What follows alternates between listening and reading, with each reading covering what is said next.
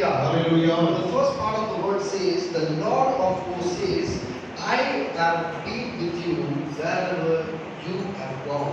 நீ போன எவ்விடத்திலும் உன்னோடு கூட இருந்தேன் என்று அந்த வசனத்தின் முதல் அடியில் நாம் படிக்கிறோம். You know, when you just look and reflect upon the life of David, இந்த தாவீதுடைய வாழ்க்கையை நீ பார்க்கும் என்றால், you know, we can see the protection of God in many ways in David's life. தாவீதுடைய வாழ்க்கையிலே தேவ பாதுகாப்பு अनेक சமயங்களிலே உண்டானதை படிக்கிறோம். You know, there were many times the enemies were about to, you know, take the life of David.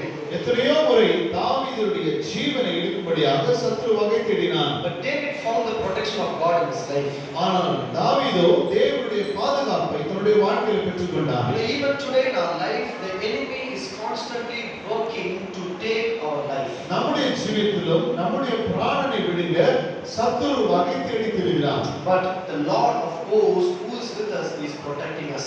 ஆனால் சேனைகளின் கர்த்தர் நம்மோடு இருக்கிற தேவன் அவர் நம்மை பாதுகாக்கிறார். Hallelujah. Hallelujah. So here the word says, I have been with you wherever you have gone. நீ போன இடத்தில் எல்லாம் உன்னோடே கூட இருந்து என்று நாம் படிக்கிறோம். So the similar word we can also read in Genesis chapter 28 verse 15.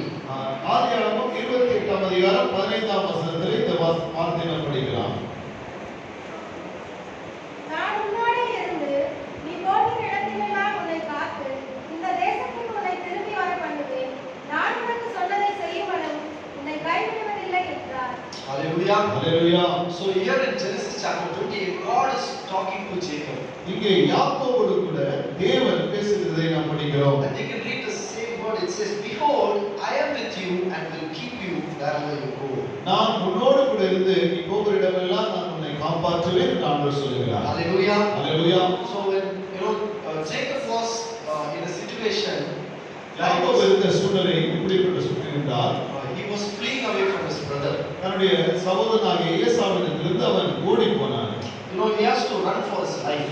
அவன் ஜீவனுக்கு அவன் ஓடி போன ஒரு சூழ்நிலை. And he didn't know what the future is holding for him. அவனுடைய எதிர்காலம் எப்படி இருக்க போகிறது என்பது அவனுக்கு கேள்விக்குறியா இருந்தது. Uncertain life. ஒரு கேள்விக்குறியான ஒரு வாழ்க்கை. He could not expect what is going to come next. அடுத்தது என்ன நடக்கும் என்பது அறியாத ஒரு சூழ்நிலை. And in the midst of all this thing, God is talking to Jacob in a dream.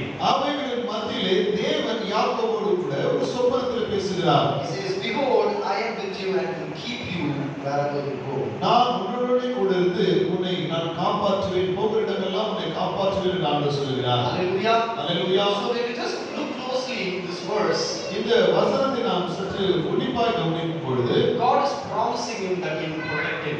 ஆண்டவர் அவனுக்கு வாக்கு கொடுக்கிறார், நான் உன்னை காப்பாற்றுவேன். Because God had a great plan in Jacob's life. ஏனென்றால் அவனுடைய வாழ்க்கையில் யாக்கோபின் வாழ்க்கையில் தேவனுக்கு ஒரு உயர்ந்த நோக்கம் இருந்தது.